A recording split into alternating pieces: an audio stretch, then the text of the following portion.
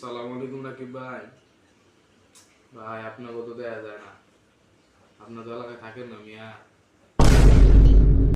আরে আমাকে কিভাবে দেখবি বেটা, আমি তো খুব ব্যস্ত মানুষ। এই কদিন আগে লন্ডন থেকে ঘুরে আসলাম। জানিস না এতটা বিরক্ত করছে আমাকে ওরা, আসতেই দিবে না। লাস্টে মাসটা আমাদের এই লন্ডনের প্রধানমন্ত্রী আমাকে বললো যে তুমি থাকো এখানে, তোমাকে আমরা আতিথেয়তা করবো। তো ওনারা আমাকে একটি ঘড়ি গিফট করলো। কত জানিস, এই ঘড়িটা ওখানে দাম ছিল 30 লক্ষ টাকা। বাংলাদেশি টাকা এটা প্রায় কত হবে, 50 লক্ষ টাকা হবে। আর তুই তো জেনে অবাক হবি যে গেঞ্জিটা দেখছিস, এটা দুবাই থেকে কেনা।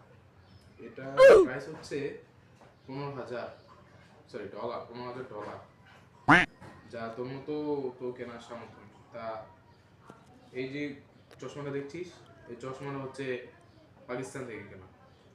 এটা পাকিস্তানের প্রধানমন্ত্রী আমাকে গিফট করেছিল। চশমাটার দাম এটা দেখছিস, এই গ্যাপটার কথা আর কি বলবো। এটা চায়নার প্রধানমন্ত্রী আমাকে হাতে ধরিয়ে দিয়েছে, আমি নিতে নিয়ে আসতে চাইনি।